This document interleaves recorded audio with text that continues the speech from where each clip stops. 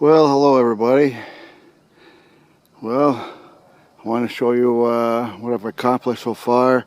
This is being the 29th of March, 2023. We're walking up on Little Saigon, or as I call it, my little garden. Anyway, this is you're seeing is the entranceway to my garden area here, and I'm hoping that I'm going to be able to discuss what I've done here as I do.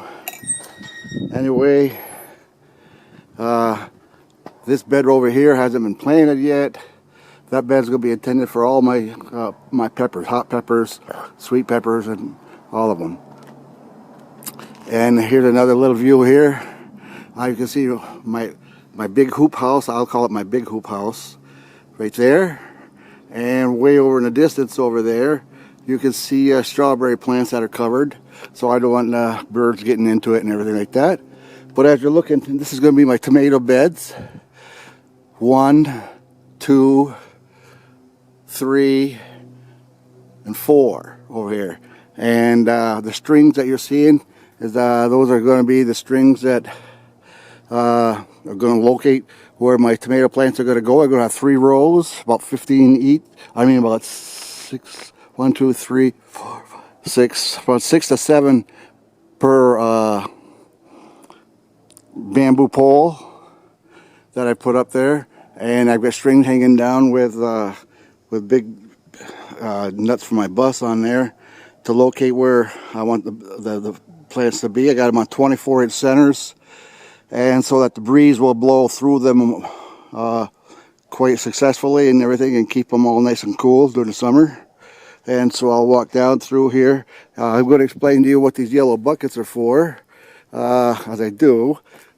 These buckets aren't connected yet because these beds aren't planted with the tomato plants. So, but as you can see, the buckets, they have like little devices on them, and each device that's in there has got two exit male fittings, and those are for drip systems.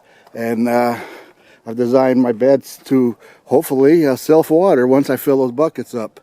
I'll have to fill them probably once every 2 days, 3 days, but that way they'll be constant watering, and we've noticed a heck of a difference just using the ones that we've using already. And here is some of our jeez, I just got out of surgery a little while ago.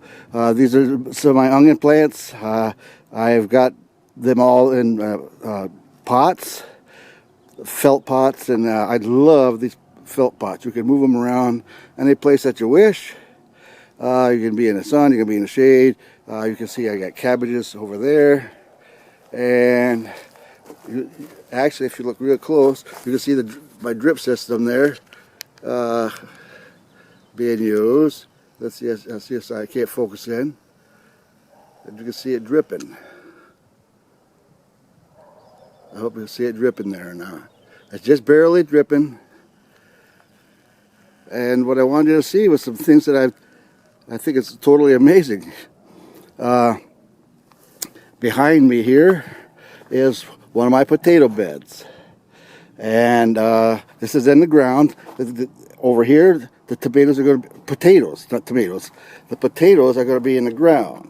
And I got, last couple of days, I've got 1, 2, 3, 4 plants probably out of about 45 that are coming up on this one. And over here, I've got 1, 2, 3. I've only got 3 that's coming out of the ground. Now, and all the potatoes I'm going to show you tonight, or today, were all planted at the same time. Those were planted in dirt. These here were planted in pots in dirt. And as you can see, I hope you can see them here. Okay, this is 2 pots I've got. And in the back, I've got radishes that are growing right there in shallow baskets I got from the dollar store. This is garlic. This is garlic that's been started from garlic pods, and it's also on a self-watering system, and it's starting to really take off. Here's some cabbages that are just starting to go finally, and the answer is the self-drip system rather than trying to water it by hand or whatever. I can tell you that. Well, here's lettuce. I've got only 2 pots of lettuce. We had some last night for the first time in our first salad, the first real salad that we've had with our own lettuce. But what I wanted to show you was, now I showed you those potato plants over there in the pots and over there in the beds, and on the very same day I took just regular old 35-gallon bags, plastic bags, fill them with soil, and take a look at these potato plants. They're coming through. Very same day, same drip system, same everything. But look how they're growing out of these darned old plastic bags. I'm not going to be able to wait to see how well, how big the potatoes I've gotten in the bags, or how many we got. I mean, this is all, everything has been a big trial and error thing for me. The bags, I insulated a little bit by putting bark up against them so that the sun isn't beating right down on the black plastic. But I am telling you, them babies are popping out of the ground there. And behind me, of course, you've already seen this bed. There's nothing in there yet. That's going to be the tomatoes. And here's a close-up of those fixtures that I made on my watering buckets, and I'll show you in actual use. This is how I plumbed them in, and these are feeding the potatoes, and then the lettuce, and on this side the cabbage. And over here, these are 7-gallon buckets. I've never seen 7-gallon buckets before. I love them. 7 gallons will drain down in about 16 hours with a small drip. And as you can see, it was a little bit of a challenge to connect them all up and everything like that, but it was sort of fun. And now when you see the results, now these plants, believe it or not, 2 days ago weren't sticking out of the ground yet. In these pots, I can't figure out what the difference is between the pots and the black plastic over there, with the exception that the black plastic probably gets warmer, hotter, and forces them to grow because of the heat more. And if you can see here, let's see, I just saw a drop out of one of these here. Let's see, where are they? There we go. Come on, girl. There we go. She's coming. Here she comes. Here she comes. This is as fast as I get it to drop. Here it comes. There you go. And but that's making a difference. That's making them babies grow. So now, my second thing is my hoop houses.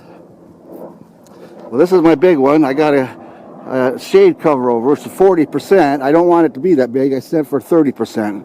But right now I'm using it because it's starting to get so hot in the afternoon, and it's really helped me out. Now this is my big hoop house. This is my little hoop house. My little hoop house hasn't produced as well because it gets too hot. Because it's such a small area. But my big hoop house, take a look at this baby here now. These plants, a couple more days, are going to be on top of the hoop house. And as you can see, there's tomatoes with flowers in them. If you take a look, you can see the flowers already. Not that I want them to be like that, but I got a mixture of plants in here. I got peppers and marigolds and my tomato plants. But anyway, I just wanted to see, I probably got around 40, 50, something, maybe even so much as 50 tomato plants in there. We water them every other day, and boy, these babies are just taking off. They just love it right there. So anyway, this is the beginning. Next week we'll probably be starting to put them in the ground, or a couple days after. I think around the 5th to the 9th I'll be putting them in the ground. Start to. So I just want to have you take a look at everything. Oh yeah, I want to walk over here, show you. First of all, here's some more onions that I've got. These are intermediate onions that I've got right here. Let's see, do I have this circus way out? Here we go. And we're going to have onions galore, that's for sure. This big giant pot here is Bolero carrots. That's finally started to take off on me. I think I planted them too late or too early, and just like the tomato plants, I should have waited two more weeks on the tomato plants rather than do them 8 weeks before the last frost. I should have waited 6 weeks because I don't really want them to be as big as they are. Here's some more. This is called Napoli carrots, and this here, these are, I don't know if you can see through here. These are strawberry plants that I ordered. And I separated them and I planted them around in this nice round setup that I've got here.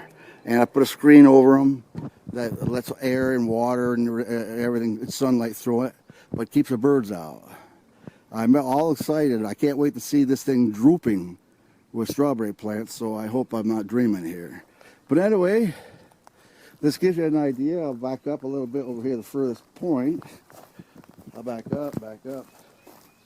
And this is how Little Saigon looks.